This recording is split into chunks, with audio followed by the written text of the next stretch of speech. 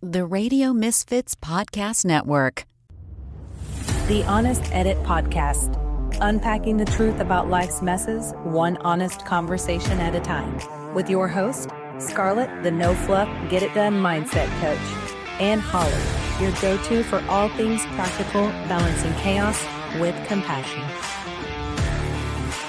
Hi, everyone. Welcome back to the Honest Edit with Holly and Scarlett. We're here today to talk about all the unexpected finds that we come across in clients' homes. And Scarlett's going to give us some tough love about throwing it that way. And I'm going to hold your hand during it. So I don't know what episode number this is, but thanks for following us. Rate us, follow us, share us. So yeah, we wanted to share some discoveries that we've made during our sessions. We are getting a lot of questions about, I can't believe how you do this job. All the time. All the time. You know, I have friends that, I'm like, no, don't look in that cupboard or don't look in that closet. It usually is the nightstand. The nightstand is like the most personal. Yeah. And they never want their nightstand organized. Mm-hmm. And usually if I find something that I'm not supposed to find, I will just put it under some papers, put it under some books like I never saw it. Mm-hmm. So yeah, all the time. So I'm going to tell you guys a funny personal story. When I find dildos and vibrators, You just went right. There was no buffering in this conversation. we find sexual things and everybody's doing it, and that's fine, to each his own. But I call it a sander because it can. Wait, why is the under? My friends and I, a long time ago when we were 20s, we called it sanding the dresser because if the vibrator is left up, it sounds like it's a sander. And so we'd be like, we're busy, we're sanding the dresser, we're crying a little bit or whatever. And so that's our thing. But yes, especially when people are moving into a new house, you know, it's like there's that box that's like everything in your nightstand or in the chocolate dresser or whatever. And you're feeling. So everything just gets mixed up. Yes. So, So yes, we do find those things. No, it's not embarrassing to us. We just kind of put it back. We're very discreet on it. I've even had clients have me wear knives on things too. And I'm going, okay, I guess we've reached a new level on relationship where I'm very trusted with this information. I've had clients that grow their own weed and they're really good at it. And I felt like there are some times where I'm like unpacking stuff like that. And I feel like a contact high. Oh, and at one point I feel like I got hot because I was trying to put it all away. It's like in my face and I'm trying to like be fast with it or whatever. But I'm like sitting there at least for an hour inhaling all of this excess, whatever you want to call it. And then I got to walk down the stairs and I'm going, oh shit. Okay. And I can barely make it down the stairs and trying to keep my composure. It's always going to laugh. So, Yeah, that's a big ask. I haven't had that one. I found stacks of cash Oh, all the time. that people forget they have. Yeah. And I mean, I wish that was my life, forgetting I had stacks of cash around. Right.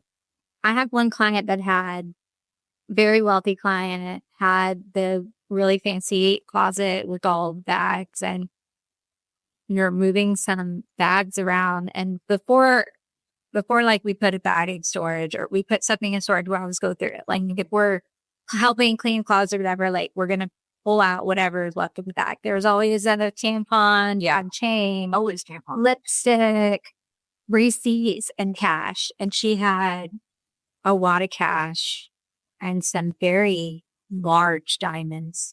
And she was just like, oh yeah, That's where that went. that's where that is. I can look for that for a while. And I'm like, huh, that's cool. Like, this probably could like pay my property taxes for a year, but like, oh yeah, that's where it is. And I love that for her. But At least it was found too. it was found. Yeah. And so I just put it like, hey, that FYI, I found, Like I found literally 5 Gs once. $5,000 in cash. And it was literally, they were trying to hide it, but they ended up hiding it from themselves. Yes. So she had been looking for that solid 6 months and was pretty cranky about it too. And so I found it in one of those, like, it's like a soft shoe. I don't know, but it was like shoved in there and they kind of wrapped up within itself and then put it with like flip flops on a shelf, like total plain sight. I completely forgot where it was. Yeah. And gone, hey, do you need 5K? 5 shams? I do. So that was a good, glorious day. Man, I wish you would have got a finder's fee. I know. I was like, I charge these percentages every time I'm finding she wants gas.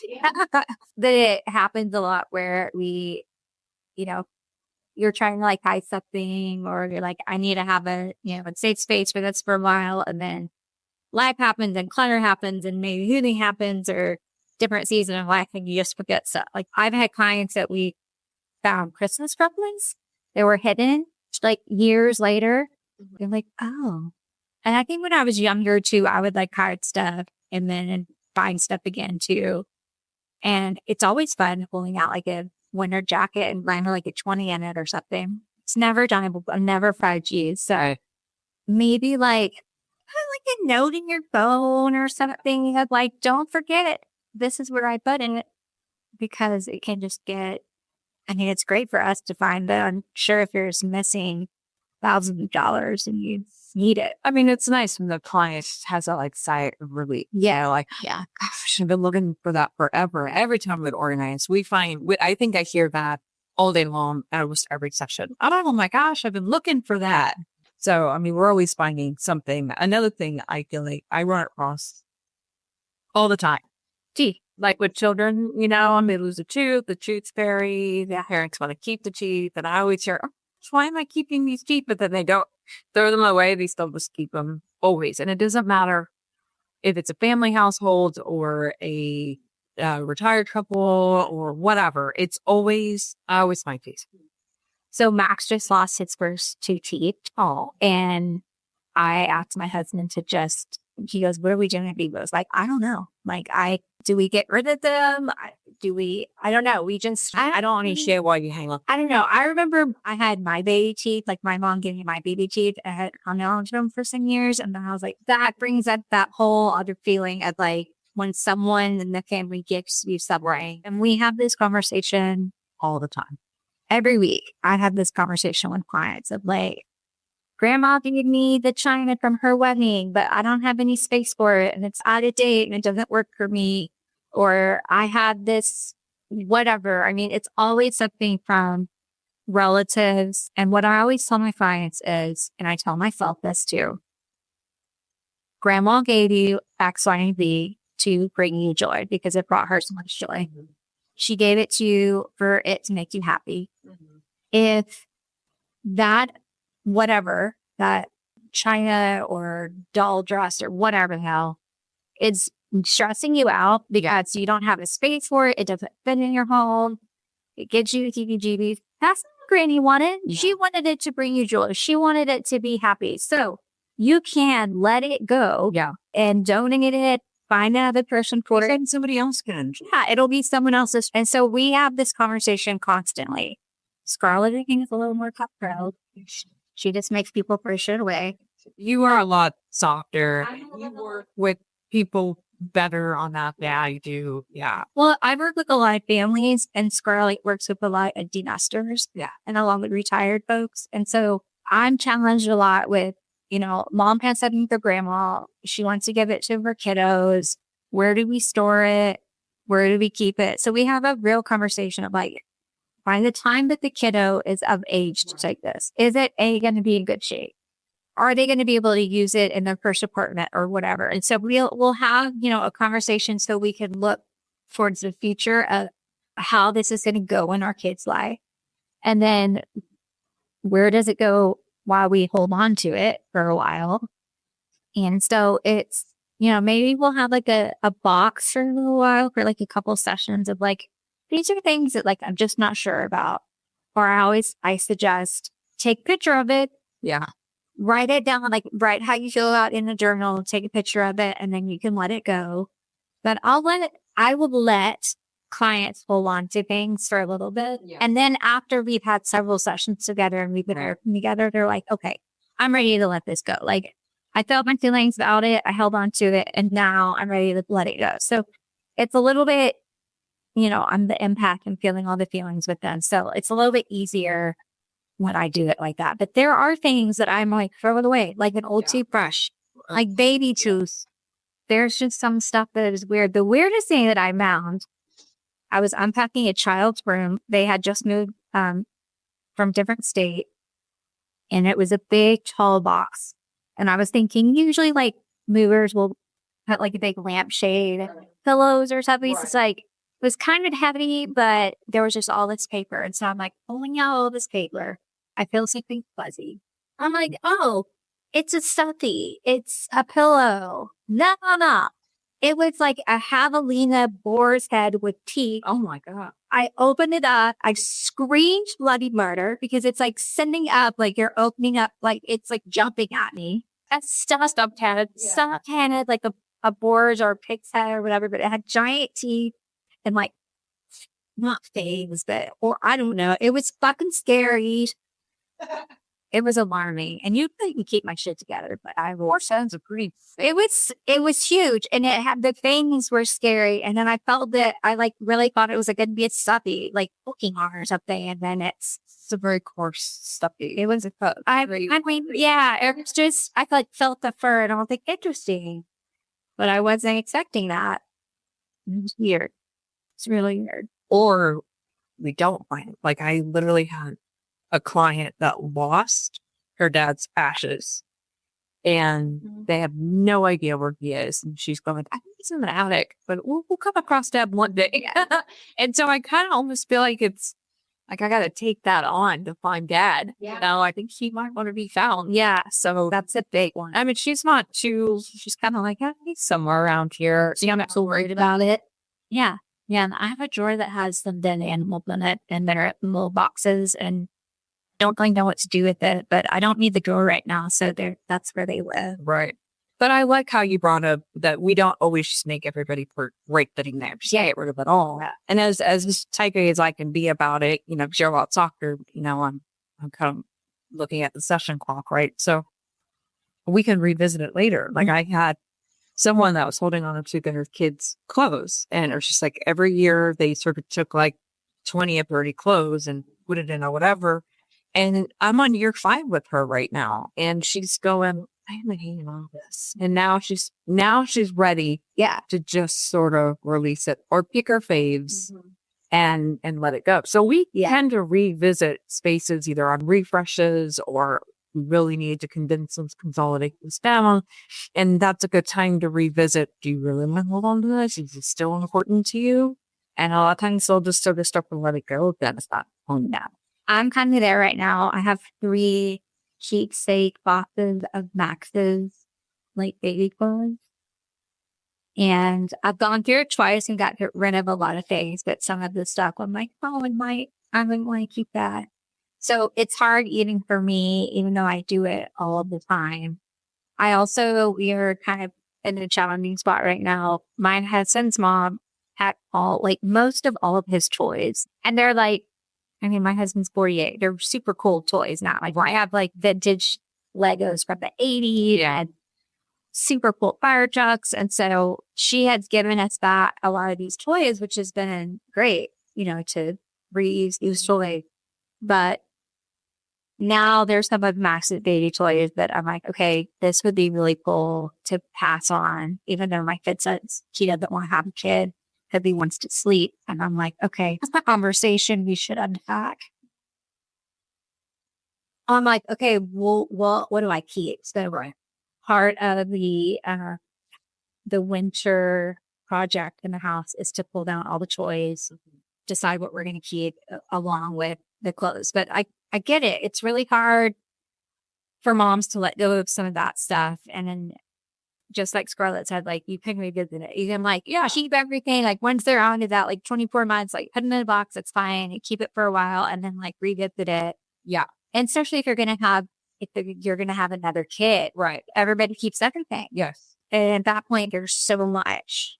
And I think it's great reusing and keeping things for kids. They can like grow so fast. And they come for Cat and Jack at Target. It's like $5 everything, but keeping, those good, it's like the splatter, the first like family photo and stuff. Like I get those sentimental things, but I will say like maybe every year I do my like deep spring cleaning and winter cutting because we're stuck at home. It's cold. And we'll talk about that in the next episode. But yes, you can keep stuff, but you also need to like weed it out. Well, I liked what a client said the other day to me, because we learn from our clients too. It's just not always something from us. Is she's at a point where, she's in her 60s. She's at a point where she is like, I've got all this china from my mom, and why don't I just use it? Why aren't I using it? Why am I waiting for some special occasion when this dinner party may be the special occasion, or this gathering for whatever we're celebrating is a special occasion? So I see that we tend to take china and silver and just throw it at the top of kitchens, and then it just literally never sees the light of day again. 100%. So I love that. She's like, she haven't used it. Yeah, I'm not. What are you waiting for? What's the special occasion? Like when you get married, because somebody gets married or somebody graduates or somebody, like what would actually be the special occasion? That's a really good point. I feel like, the generation before us, before you and I, like our parents would get china. That was like the thing, the china or the silver for weddings. Right.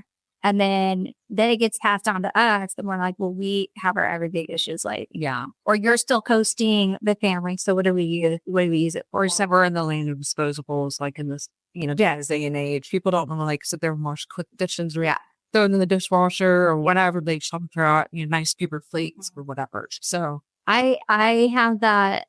I get the china a lot, and I also feel like today's the day to use the nice stuff. Today's the day to wear those fancy heels. Today's the day, like, you don't know what's going to happen tomorrow. We can't take for granted the next day. So if you want to use your china for this dinner party, go for it.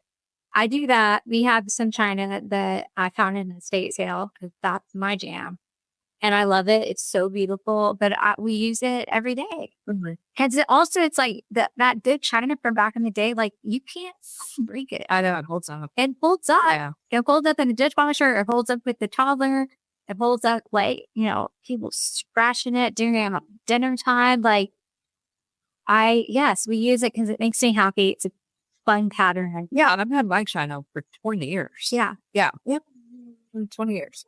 But my crate barrel that cost me, like 12 set, that cost me like $1,200. I just already chipping, scratching. That jogged my memory because people always like cutting into my plate. Yeah. So now I'm over, I'm done, and I'm going, why did I spend so much money on a freaking plate that, that doesn't even hold up anymore? It just sucks. I've been doing a lot of estate sales lately, and I've seen so much china and so much silver. And it's almost like a lost art now. Yeah, nobody really does that anymore, especially after COVID. Yeah, I hear all the time, oh, just don't entertain anymore. I would just stop entertaining anymore. And so people are not into it. That's how I used to be. We used to entertain all the time, and we're just not in that season of life. I had a girlfriend ask me for like a dip tray, and I was like, just keep it because I don't need it. I have another thing. Like, I don't take it away because, I guess we used to have a lot of dips, and now I only need 2 dips, not 17. So, well, even for me last night, like my mom came into town yesterday and we had people over last night. My first initial go-to for, what are people going to eat off of is, where's my disposables bin? And see what plastic pretty plates I have in there or whatever. And my mom goes, I would just use regular plates. It's only like 8 of us. So I think we can kind of like rinse off some dishes at the end of the night. And I'm like, you're right. I like taking a break sometimes and washing dishes because then I can't mentally recharge. Yeah. I just can't get behind the dishwasher. Yeah. I am. That's like so abnormal, but I cannot. I'm right here. I'm literally just already cleaning it. I'm not going to sit and like power wash it, rinse it, and then put it in the dishwasher. I scrub it and then I put it on my drying racks, or I take the towel and I just put it away. And then I don't have to worry about them. What overwhelmed me a lot was a massive amount of dishes in a dishwasher, and I have to go put it all away and spend 15 minutes doing all that. Now, I know that's not for everybody, but for me, that would overwhelm me. Yeah. And I won't do things that overwhelm me. So we just wash our dishes. Yeah. I love it. So we would love to know what the things are that you're holding on to that you feel guilty about. There's not space for it, doesn't fit into your life. And then the weird things that when you are decluttering or moving and going through stuff like this doesn't line up anymore. Well, I feel like that question is geared more towards organizers, but at the same time, like, if you are the client, would you not want people to find it in your phone?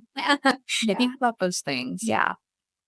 One time I was unpacking a family and they had twin girls that were like 5.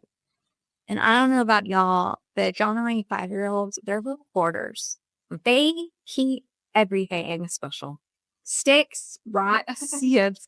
Yeah. pieces of trash. Yes. And I literally was just unpacking trash for hours.